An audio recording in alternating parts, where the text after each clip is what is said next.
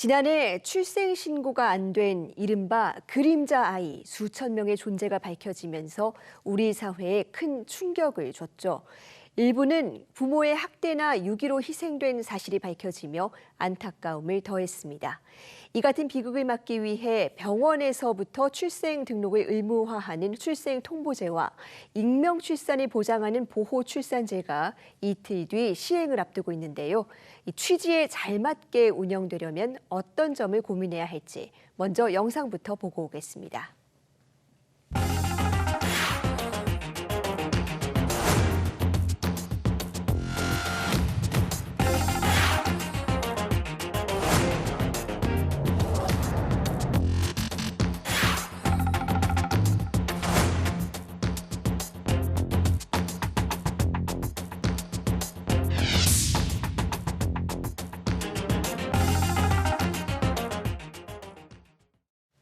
네, 출생통보제와 보호출산제의 도입 취지와 과제에 대해서 허민숙 국회 입법조사관과 자세히 짚어보겠습니다. 어서 오세요. 네, 안녕하십니까.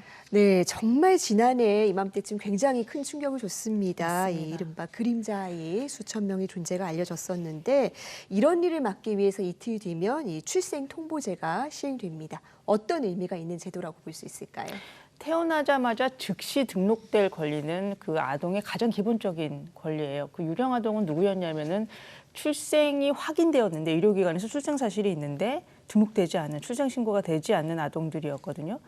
출생 신고가 되지 않는다라는 의미는 그 서류상 존재하지 않기 때문에 모든 사회복지 제도에서 다 소외됩니다. 예를 들자면은 저희가 이제 질병을 예방하기 위해서 예방접종을 병원에서 맞아야 되잖아요. 근데 이런 거를 할 수가 없는 거죠. 건강보험 적용도 안 됩니다. 그리고 뭐 지금 나라가 저출생 때문에 여러 가지 복지제도를 마련하고 있는데 아동수당이라던가 뭐 보육비 지원 이런 것들의 제도의 대상이 아닌 거죠. 또 학령기가 돼서는 학교를 가야 되는데 학교에 나타나지 않아도 아무도 알아채지 못해요. 가장 나쁘게는 이제 범죄 피해자가 돼서 홀연히 사라지더라도 눈치를 채는 사람이 없는 것, 이것이 바로 유령 아동입니다. 그래서 출생통보제는 이 유령 아동을 예방할 수 있는 가장 좋은 방법이다. 이렇게 말씀을 드릴 수 있습니다.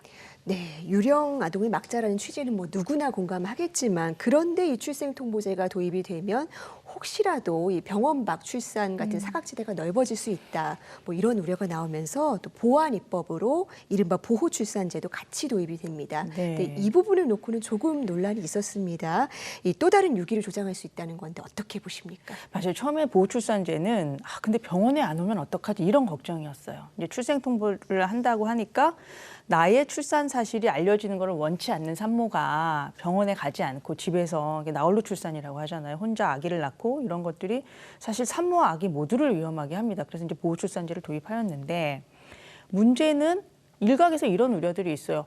아이를 너무 쉽게 버리는 제도를 만든 거 아니야? 이런 우려가 있으시고 무책임한 부모를 양산하는 거 아니야? 이런 또 비판도 있어요. 뭐 그렇게 문제 제기를 할 수 있는 뭐 부분이라고 생각을 합니다. 근데 보호출산제는 이 정말 두려움과 공포와 막막함에 놓여 있는, 그래서 고립되어 있는 이 위기 임산부의 손을 잡으려는 그런 제도예요. 빨리 우리가 이런 제도가 있으니까 빨리 상담을 받고 마음을 진정시키고 그리고 안전하게 출산하고 그리고 그 다음에 일을 한번 도모해 보자 이런 제도거든요. 그래서 어떤 제도든 어떤 정책이든 정말 처음에 만들 때와는 달리 의도치 않은 효과들이 있어요. 그래서 그럼에도 불구하고 이제 저희가 정부가 원하는 것은 나홀로 출산을 하면서 정말 나쁜 선택을 하는 그런 산모를 미리 예방하고 그리고 이런 영아의 죽음을 보면서 갓 태어나자마자 이제 생모에 의해서 살해당하는 또는 유기되는 아동들을 보면서 정말 너무 허망하고 허무하다.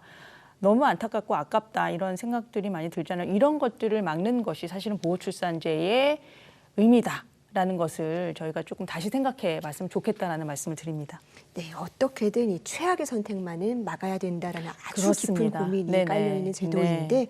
그렇다면 이 보호출산의 부작용을 줄이고 네. 또 제도의 취지에 맞게 안착하려면 여성, 아동 각각 어떤 지원이 필요할까요? 근데 사실 이 취약 아동의 위기는 생모와 분리되어 있지 않아요. 네.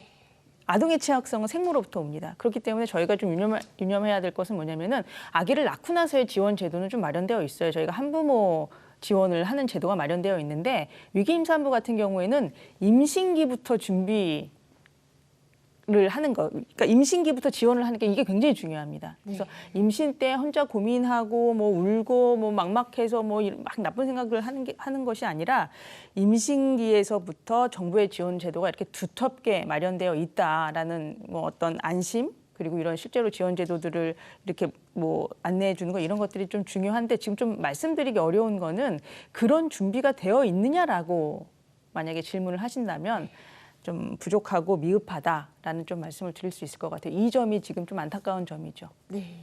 조사관님께서는 해외 사례들도 많이 연구를 해 오신 걸로 알고 있습니다. 네. 우리가 좀 들여다봐야 될 부분이 있을까요? 일단은 의료진들이 직접 바로 그 출생 신고를 하는 경우들이 있어요. 미국인지 그렇고요. 이제 뭐 노르웨이나 뭐 스웨덴에서도 바로 국세청에다가 아기 나왔다 이게 바로 신고하도록 이렇게 되어 있어서 우리보다는 절차가 좀 간단한 면이 있고 조금 아쉬운 점은 저희 이제 보호출산제 할 때 숙려기간이라는 게 있어요. 엄마가 보호출산제 해야지 하고 들어왔다가도 아기를 진짜 직접 보게 되면 이쁘기도 하고 키우고 싶은 마음이 들기도 하고 용기도 나고 뭐 이러는 거잖아요. 근데 숙려기간을 7일 이상이라고 하고 있어요. 근데 7일 이상이라고 하지만 현실에서는 7일이 그 기준일이 될 가능성이 매우 높아요. 그러니까 7일이 지나면 아기를 원래 데려가는 걸로. 근데 프랑스에도 똑같이 이제 익명출산 제도를 운영하고 있는데 처음에 한 달이었다가 다시 법 개정을 통해서 2달로 늘렸어요. 그러면은 2달 동안 엄마가 아기를 지켜보고 뭐 우유도 먹이고 달래고 재우고 이러면서 마음이 변할 수 있다라는 거죠. 아, 키울 수 있겠구나. 키우고 싶다. 아, 이쁘다. 그래서 저희도 이제 이 숙려 기간이 너무 짧다 이런 좀 아쉬움은 있습니다. 네, 숙려 기간 면에서 보완할 필요가 네. 있다. 뭐 앞서서도 지적을 해주셨습니다만 사실 영아 유기 같은 문제는 근본적으로는 엄마와 또 이 가정의 어려운 상황이 근본적인 또 원인으로 네. 꼽힙니다. 이 부분에 대한 지원도 중요해 보이는데요. 어떻습니까? 정말 가장 핵심적인 부분이에요. 위기임산부가 어떤 상담 기관에 찾아왔을 때 말로만 독려하고 위로하고 공감하고 하는 것은 사실상 별로 의미가 없어요. 엄마에게 지금부터 아기를 낳게 되면은 주거 지원이 된다. 그리고 걱정 없이 키울 수 있어. 그리고 아기가 뭐 보육 시설, 그러니까 양육 뭐죠? 이제 어린이집 같은 데 가게 될 그쯤 되면은 이제 엄마도 취업 훈련 받아서 좋은 직업도 연계해주고 안정적으로 살 수 있어요라는 것을 구체적으로 보여줘야 돼요. 그냥 막연하게 잘 키울 수 있어, 뭐 엄마니까 용기를 내요 이런 걸로는 안 되고 엄마가 계획을 세우고 아 청사진이 그려진다, 할 수 있겠다. 이런 정도의 제도를 사실은 정부가 가지고 있는 거 이것이 핵심이라고 볼 수 있습니다. 그래서 저희가 지금부터라도 이제 이틀 뒤에 시행되긴 하지만 빨리 속도를 내서 찾아왔을 때 손을 잡고 이런 제도가 있습니다라고 해서 그 아이들이 원가정에서 양육될 수 있는 뭐 그러한 그 심정적인 지지와 실질적인 제도를 같이 보여주는 거 이거 굉장히 중요합니다. 네. 자, 출생통보자 보호출산제 정말 10여 년간의 논의 끝에 아주 어렵게 현장에 들어오게 된 제도들입니다. 다음에 앞으로 남아있는 과제들, 여전히 보완해야 될 점이 있다면 뭐라고 보시는지 마지막으로 설명 일단은 부탁드립니다. 미혼부 출생신고 문제가 있어요. 네. 이거 시청자분들께서 아시는 분은 아실 텐데 지금 현재는 미혼부가 출생신고 하지 못하도록 되어 있습니다. 또는 매우 제한적인 여건에서 할 수 있어요. 그러다 보니까 지금 한 달 동안에 출생신고 해야 되잖아요. 그래서 미혼부가 출생신고 못하고 있는 사이에 자기가 생부임에도 불구하고 지금 법률을 그 남편이 있는 어떤 생모와의 사이에서 아기를 낳았다면 덜컥 다른 남성의 아이로 등록이 될 수 있고 그러면은 미혼부가 정말 지난한 법정 싸움을 벌여야 돼요. 그래서 지금 이 부분이 미흡해서 지금 행정 절차로라도 유예 기간을 둬서 생부가 DNA 검사를 통해서 자기의 자식으로 출생 신고할 수 있도록 하는 그 제도가 필요하고요. 뭐가 중요하냐면은 저희가 상담센터 딱 열어놓고 아 여기 임산부가 언제 오나 이렇게 기다릴 수 없어요. 왜냐하면 여기 임산부들은 정보 취약계층이라고 하죠. 어디다가 물어봐야 되는지, 어떤 제도가 있는지, 어디에다 연락해야 되는지를 모를 가능성이 굉장히 크다 보니까 어떻게 하냐면 온라인에다가 오픈 채팅방 이런 지식인 뭐 이런 데다가 질문을 딱 올리는 거예요. 그러면 정말 많은 좋지 않은 의도를 가진 브로커들이 접근합니다. 그래서 지금 해야 될 일은 그렇게 정보 취약계층의 어떤 위기임산부가 질문을 올릴 때 누가 먼저 가장 답글을 다느냐. 바로 정부가 가장 먼저 답글을 달아서 그 손을 꽉 잡고 놓지 않는 것. 지금 이 제도가 보완되어야 합니다. 네. 이제 당장 모레부터 제도가 네. 도입이 됩니다. 이 아이들의 생명과 안전까지 좌우할 수 있는 제도인 만큼 혹시 모를 사각지대에 꼼꼼히 살피고 무엇보다 이 위기 임산부들 지킬 수 있는 지원 제도 충분히 보완해야겠습니다. 오늘 말씀 잘 들었습니다. 감사합니다.